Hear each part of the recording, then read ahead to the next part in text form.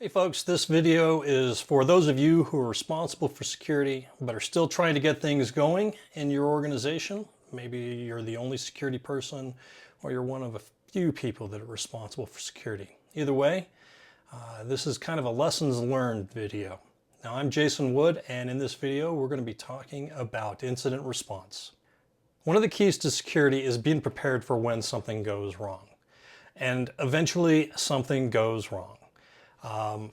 And you know what? An incident isn't the end of the world. If you catch it early enough, if the victim catches it quickly, has prepared for an incident to occur, it doesn't have to mean that you have a data breach. You have good security monitoring, you know what you're doing to try and respond. And so you're able to contain the adversary and stop them before they accomplish their mission. But this is only going to occur if you are prepared and have a plan and all of the systems you need and authority you need to conduct a rapid, thorough incident response. So as an example, this is from very early in my career. It's July 2001. Yes, that long ago. And Code Red has started to spread and infect Microsoft IIS web servers, Microsoft Windows.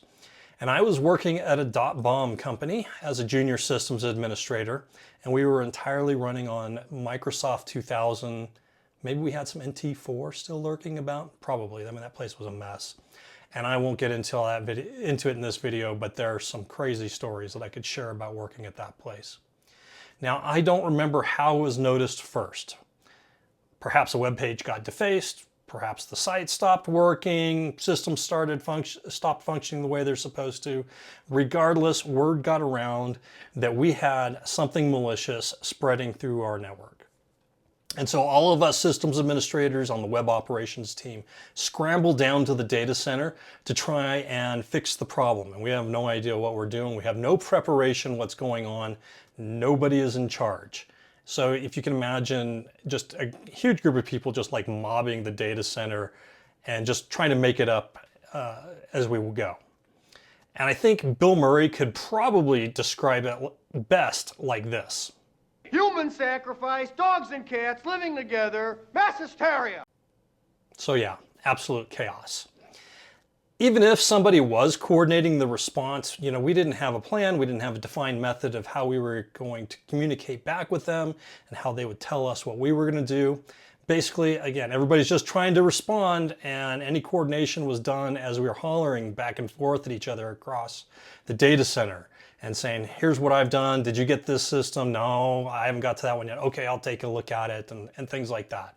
And to give you an idea that's the size of the task we're dealing with, you're talking about maybe 20 or so of us, maybe a little more, but I don't think so, that are trying to fix hundreds of servers, none of which had any kind of antivirus whatsoever, no security software, nothing had ever been patched, no operating systems, nothing.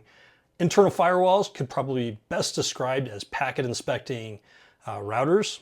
There were no rules to deny traffic between internal network ranges.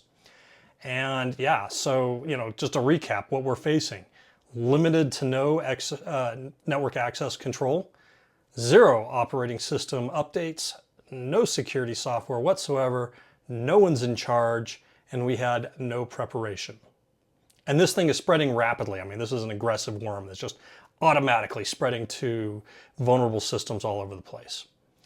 Now, because we didn't even know what was going on, even machines that we thought we had fixed or somehow had gotten taken care of would then turn around and get reinfected again later. After a number of hours, and I do mean hours here, the managers had decided who was in charge. They had worked that side out, and they started tracking who was doing what had been fixed, and started dispatching us with some kind of method to the work that we needed to do next. This eventually led to things starting to settle down. The firewalls got locked down. Patches were started to get deployed to systems so that they didn't get reinfected. An antivirus was installed on everything that you could possibly imagine. And a funny insert here is that months earlier, I remember asking someone on the team, hey, why aren't we running some kind of antivirus on these systems? And I got a vague response about performance problems. And concerns about performance problems apparently go right out the window when you have systems crashing all over the place. So we finally got some security software installed, in this case just AV. So, go figure. Those concerns go away when you face the complete dumpster fire that we were experiencing. Now, I don't know how long I worked that day and the rest of the team. I mean, it was all of us in there. But it was a very, very late night. The number that comes to mind is somewhere around 20 hours or so that day. Maybe a little less, maybe a little more. I don't know. The next couple of days, we still had problems, but it was getting better. There were some improvements made on our controls. The networks had been locked down more. We did have that security software deployed. Unfortunately, we didn't do much more for preparation, so we got to repeat the process again when Nimda arrived a few months later. Now, since then, intrusions have only gotten worse. We were losing the fight with an automated bit of code. I can't imagine how long it would have taken us to even notice something was going on if we were up against a modern adversary. I suspect we would have found out when the entire environment was encrypted. And then we'd realize, oh, we have a problem. So yeah, no preparation here. You want to look hard at that lessons learned aspect whenever you have an incident. Speaking of lessons learned, let's talk about what some of those were for me. The first one that came to my mind was just don't tempt fate. Stuff is going to go wrong. So you want to make sure that you have a plan, that it's documented. You want to have management sign off on this and make sure that people are authorized to handle the incident. And if management won't sign off on it and they're just kind of downplaying it, nah, that's fine. We'll figure it out if something happens. Go ahead and create a plan about how you think an incident could be responded to. That way you at least have something to go back to when something finally comes apart. Inside your plan, you want to make sure that you detail who is in charge. You want to make sure that that's positional, because after all, people do leave the companies or get promoted or other things like that. You want to document how communication is going to occur. That was absolutely critical in this particular incident. And how are you going to do that communication? You don't want to be sending stuff via things like email or other channels that may be compromised by the adversary. You don't want them listening in on that. So how are you going to handle that out of band, if you will? You want to document technical procedures, such as ways of limiting network access or restricting accounts and the things that they can do. What accounts are you going to use to respond to an incident? You don't want to be logging in as domain admin, because at that point, the adversary can just pick up the credentials when you log into a host and then reuse them to spread further, get to more damaging systems like your domain controllers. And I know that from experience because as a penetration tester, we did something just like that where we got a hold of somebody's credentials and they logged in as domain admins. So we got full access to their environment. You also want to have emergency accounts that you really only use when you've lost access by all other means. So these are kind of your break the glass in case of an emergency type of account. You want to make sure you got all your procedures to rebuild systems, reinstall the applications, get them configured again, and have all the equipment that you're going to need to facilitate this. You're also going to want to define how are you going to capture evidence. Document the issues that you discovered and the steps you took to resolve the problems you've encountered. You want to collect all of that because when it comes time to do lessons learned after the intrusion, you're not going to remember what happened during that blur of the incident. And then you want to make sure that you are practicing how you're going to respond. We're going to default back to our level of experience and practice. And if we haven't done anything to prepare ourselves to actually make decisions under pressure and what we're going to do,